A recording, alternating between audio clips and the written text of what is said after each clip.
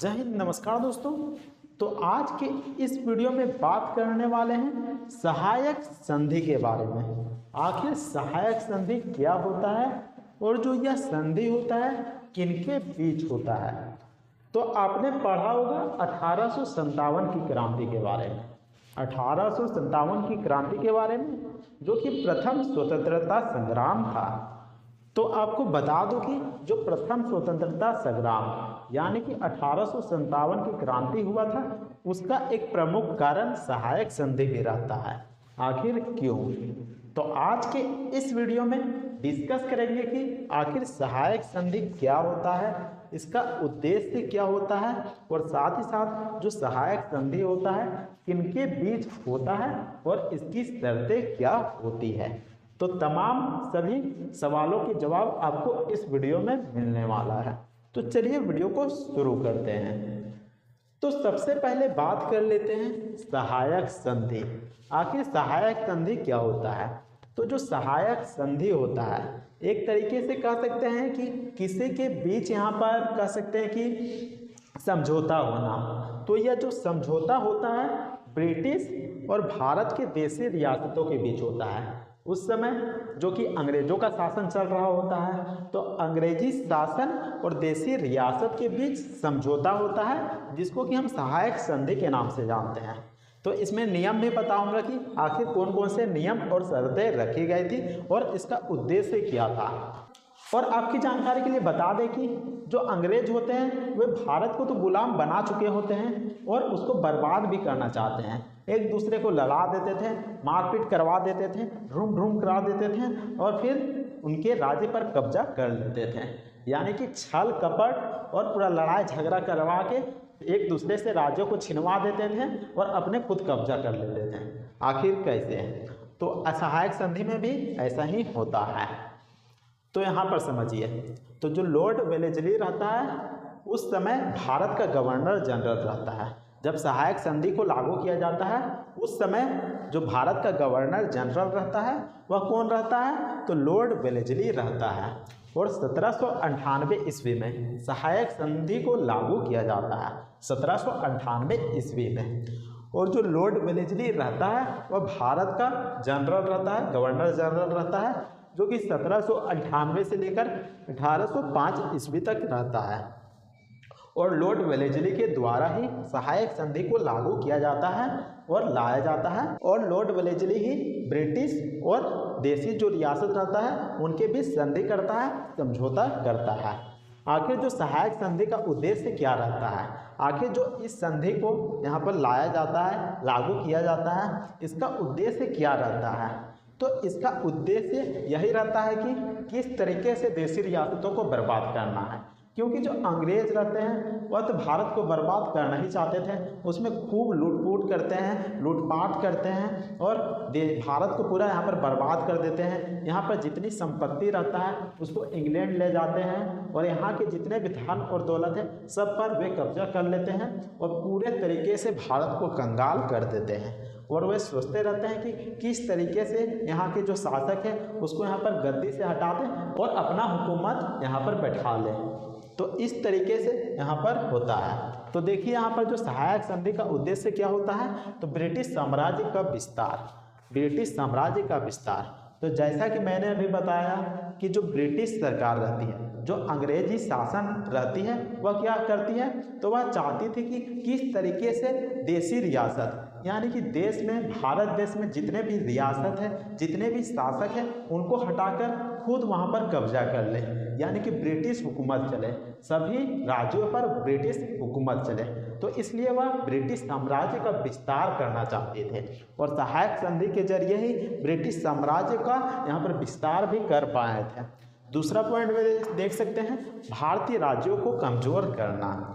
वे चाहते थे कि किस तरीके से हम एक भाई और दूसरे भाई को लड़वा दें, किस तरीके से जो शासक रहता है उसको कमज़ोर कर दें ताकि हमको शासन करने में आसानी हो। यानी कि ब्रिटिश राज्य को लाने में आसानी हो, ब्रिटिश शासक को लाने में आसानी हो। तो अंग्रेज यहाँ पर सोचते हैं कि किस तरीके से भारतीय राज्यों को कमज़ोर कर दे जिससे कि वहाँ पर ब्रिटिश शासन स्थापित हो पाए। तो इसलिए भारतीय राज्यों को कमज़ोर करने की भी साजिश की जाती है। अब तीसरा पॉइंट में देख सकते हैं सहायक संधि का उद्देश्य क्या हो जाएगा, तो बिना युद्ध और खर्चा किए रियासतों पर कब्जा करना। आखिर यह कैसे पॉसिबल हो पाएगा, बिना युद्ध और बिना खर्चा किए रियासतों पर कब्जा कर लेंगे वे जो अंग्रेज होंगे, वहाँ युद्ध भी नहीं करेंगे, मारपीट भी नहीं करेंगे और यहाँ पर खर्चा भी नहीं करेंगे, उसका पैसा भी नहीं लगेगा क्योंकि युद्ध में करते हैं तो उसमें खर्चा लगेगा, सेना को खिलाना पिलाना, युद्ध में हथियार लगेगा, यहाँ पर बहुत ज़्यादा खर्चा होता है युद्ध में। तो बिना यहाँ पर युद्ध किए हुए और बिना खर्चा किए हुए किस तरीके से जो लॉर्ड वेलेस्ली है सहायक संधि की मदद से देशी रियासतों पर कब्जा करेगा। तो वीडियो देखने के बाद आपको समझ में आ जाएगा कि किस तरीके से बिना युद्ध किए और बिना यहाँ पर खर्चा किए डायरेक्ट देशी रियासतों पर कब्जा कर लेते हैं। जो अंग्रेज रहता है, जो लॉर्ड वेलेस्ली रहता है, भारत का गवर्नर जनरल रहता है, वह देशी रियासतों पर कब्जा कर लेता है, 1 रुपया भी खर्चा नहीं करता है और युद्ध भी नहीं करता है, लेकिन कब्जा कर लेता है।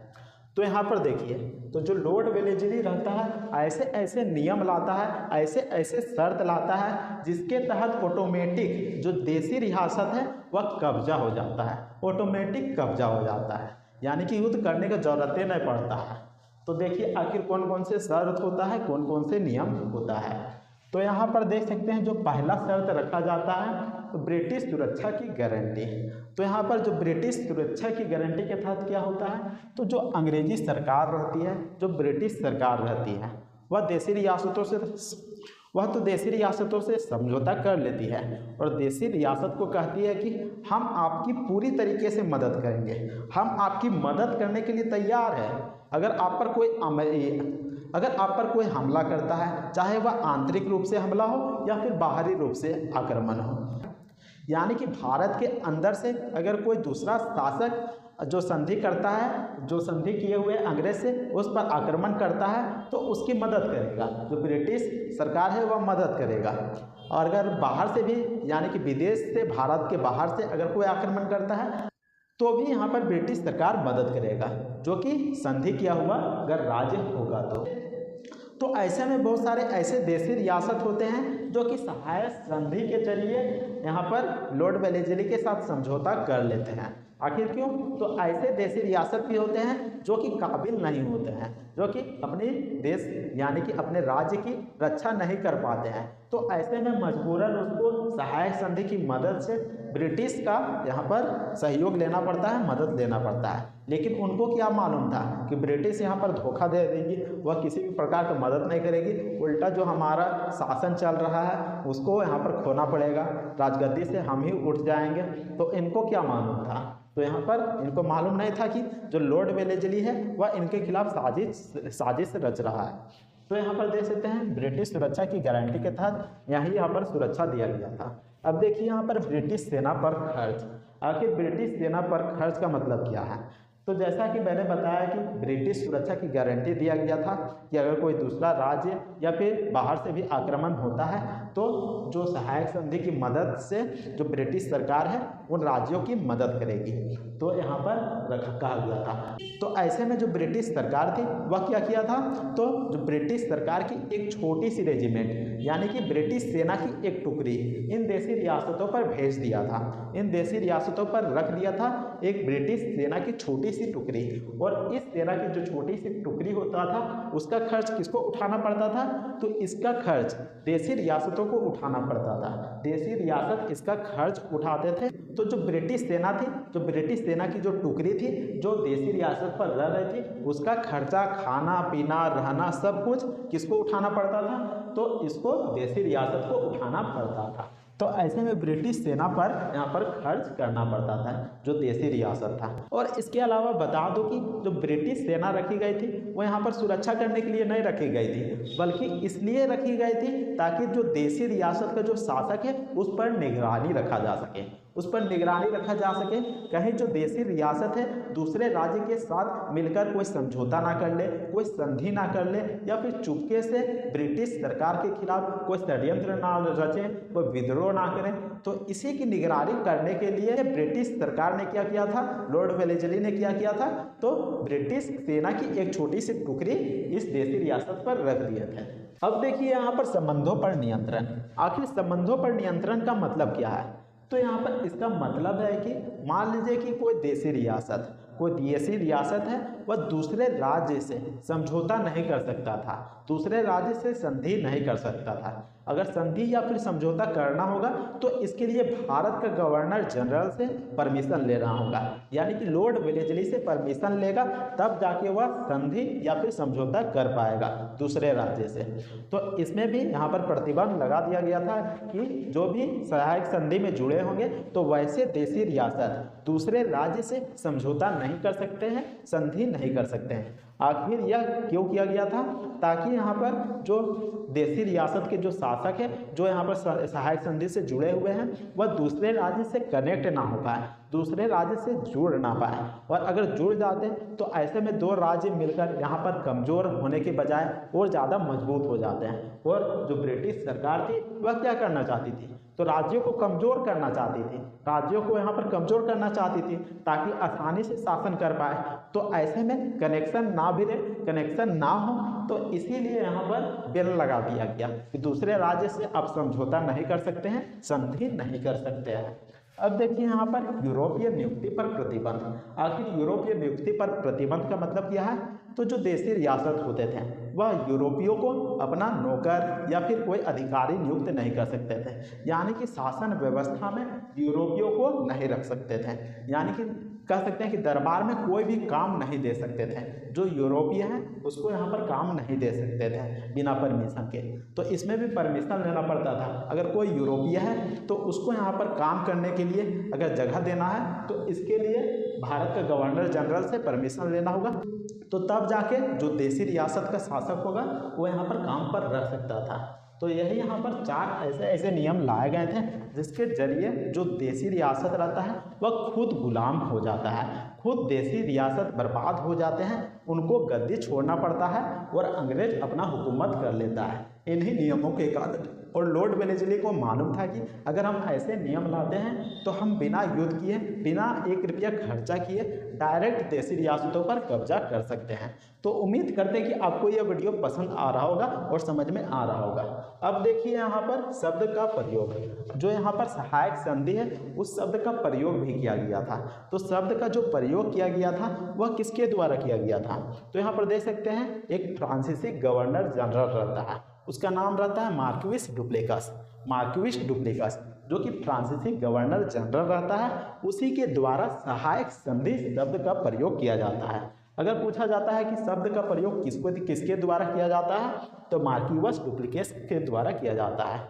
वह जो सहायक संधि है वह लागू किसके द्वारा किया जाता है? तो लागू किसके द्वारा किया जाता है? तो लॉर्ड वेलेस्ली के द्वारा किया जाता है। तो आपको ध्यान में रखना है कि शब्द का प्रयोग मार्क्विस डुप्लेक्स ने किया था, वही लागू किसने किया था? तो लॉर्ड वेलेस्ली ने किया था। अब देखिए यहाँ पर जो सहायक संधि रहता है उसको सबसे पहले किसने स्वीकारा था?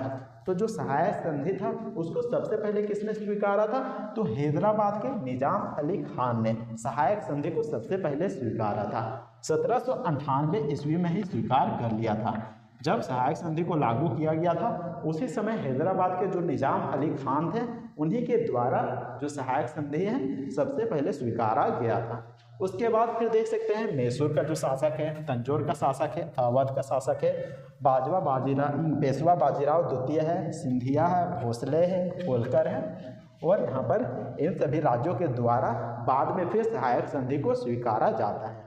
तो इम्पोर्टेंट पॉइंट को मैं लिख दिया हूँ कि आखिर सहायक संधि क्या था, सहायक संधि का उद्देश्य क्या था, सहायक संधि का शर्त क्या था, और सहायक संधि यहाँ पर सबसे पहले किसने स्वीकारा था, सहायक संधि किन राज्यों के द्वारा स्वीकारा गया था। तो इन सभी टॉपिक पर मैं बता दिया हूँ। तो उम्मीद करते हैं कि आपको यह वीडियो पसंद आया होगा। तो वीडियो को लाइक जरूर कीजिएगा और चैनल को भी सब्सक्राइब जरूर कर लीजिएगा।